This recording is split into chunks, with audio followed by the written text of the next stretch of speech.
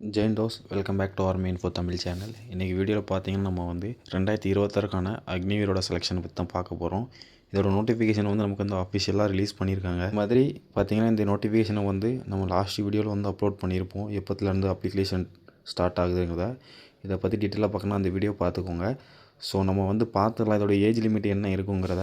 So நமக்கு வந்து எப்போதும் கொடுத்த மாதிரி தான் இது வந்து லாஸ்ட் இயரில் இருந்த ஏஜ் லிமிட்டு 17 to 21 வயசு.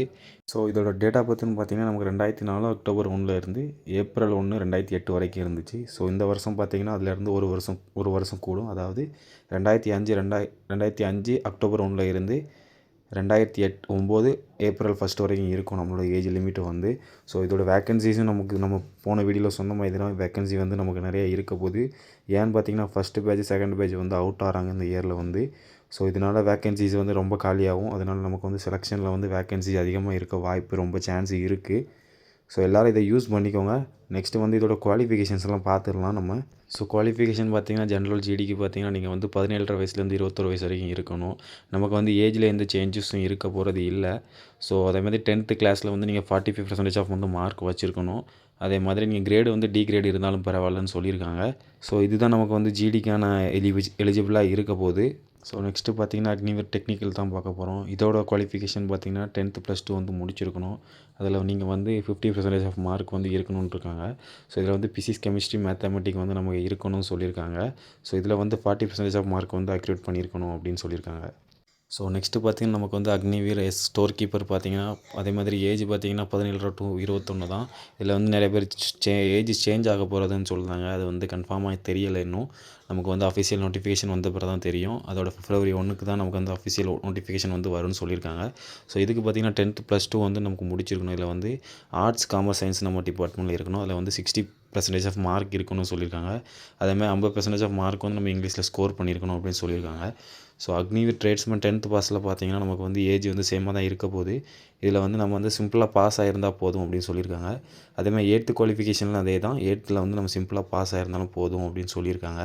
33% ஆஃப் மார்க் இருந்தாலே போதும் அப்படின்னு சொல்லியிருக்காங்க. ஜஸ்ட் பாஸில் இருந்தால் போதும் அப்படின்னு சொல்லியிருக்காங்க. ஸோ இதுதான் பார்த்தீங்கன்னா அக்னிவீரோட எஜுகேஷன் குவாலிஃபிகேஷனாக இருக்கும். ஸோ நெக்ஸ்ட்டு பார்த்தீங்கன்னா நமக்கு வந்து தமிழ்நாடுக்கான ஹைட்டு பார்த்திங்கன்னா நமக்கு வந்து 166 சென்டிமீட்டர் இருக்க போகுது. இது வந்து ஜிடிக்கு இருக்கும். ஸோ டெக்னிக்கல் பார்த்திங்கன்னா 165ம் மற்ற ஸ்டோர் கீப்பருக்கெல்லாம் பார்த்திங்கன்னா நமக்கு வந்து 62ம் இருக்க போகுது. அதே மாதிரி பார்த்திங்கன்னா நம்மளோட செஸ்ட்டு சைஸ்ன்னு பார்த்திங்கன்னா 77 நார்மலில் இருக்கணும் அப்படின்னு சொல்லியிருக்காங்க. அதுமாதிரி நம்ம எக்ஸ்பென்ஷன் பண்ணும்போது அதிலேருந்து 5 சென்டிமீட்டர் வந்து நம்ம எக்ஸ்பென்ஷன் பண்ணுற மாதிரி இருக்கும். ஸோ நெக்ஸ்ட்டு பார்த்தீங்கன்னா எந்தெந்த சர்டிஃபிகேட்டுக்கு வந்து நமக்கு போனஸ் மார்க் இருக்குங்கிறத பார்த்துக்கலாம். ஸோ என்சிசி ஏ சர்டிஃபிகேட் வச்சுருந்தீங்கன்னா நீங்கள் வந்து உங்களுக்கு 5 மார்க் இருக்க போகுது. அதுக்கப்புறம் என்சிசி பி சர்டிஃபிகேட் பார்த்தீங்கன்னா உங்களுக்கு வந்து 10 மார்க் இருக்க போகுது. என்சிசி சி சர்டிஃபிகேட் இருந்தால் உங்களுக்கு வந்து ஜிடிக்கு வந்து 20 மார்க்கும், ஸ்டோர் கீப்பருக்கு வந்து 15 மார்க்கும், டெக்னிக்கலுக்கு 15ம், ட்ரேட்ஸ்மேனுக்கு வந்து 15 மார்க்கும் இருக்க போகுது.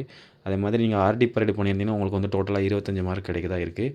ஸோ இதை வந்து நல்லா யூஸ் பண்ணிக்கலாம். ஸோ யார் என்சிசியில் இருக்கீங்களோ உங்களுக்கு வந்து நல்ல சான்ஸாக இருக்க போகுது. ஸோ நெக்ஸ்ட்டு பார்த்தீங்கன்னா இதில் வந்து ஸ்டோர் கீப்பருக்கான இதில் பார்த்தீங்கன்னா நமக்கு வந்து ஐடி கோர்ஸ் பண்ணியிருந்தீங்க அப்படின்னா அதில் ஏபி கிரேட் எடுத்திங்கன்னா உங்களுக்கு வந்து 15 மார்க் வந்து எக்ஸ்ட்ரா கிடைக்குன்னு சொல்லியிருக்காங்க.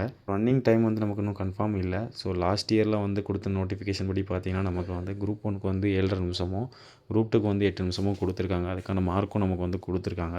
ஸோ இந்த மார்க் யாருக்கெல்லாம் அப்ளை ஆகும் பார்த்தீங்கன்னா நமக்கு வந்து ஜிடிக்கான இது மார்க் அப்ளை ஆகும். டெக்னிக்கல் அண்ட் கிளர்க்குக்கு வந்து இந்த ஃபிசிக்கல் மார்க் வந்து அப்ளை ஆகாது. ஸோ இதே மாதிரி போனஸ் மார்க் பார்த்தீங்கன்னா அக்னிவீர் டெக்னிக்கலுக்கு நம்ம வந்து டிப்ளமோ இல்லை ஐடிஐ கோர்ஸ் பண்ணியிருந்தோம் அப்படின்னா நமக்கு வந்து 50 மார்க் வந்து நமக்கு போனஸ் மார்க்காக இருக்க போகுது. ஸோ இந்த மாதிரி யூஸ்ஃபுல்லான வீடியோ பார்க்குறதுக்கு நம்ம சேனலை சப்ஸ்கிரைப் பண்ணிக்கோங்க. இந்த வீடியோவை மறக்காமல் உங்கள் ஃப்ரெண்ட்ஸ்க்கு ஷேர் பண்ணிக்கோங்க.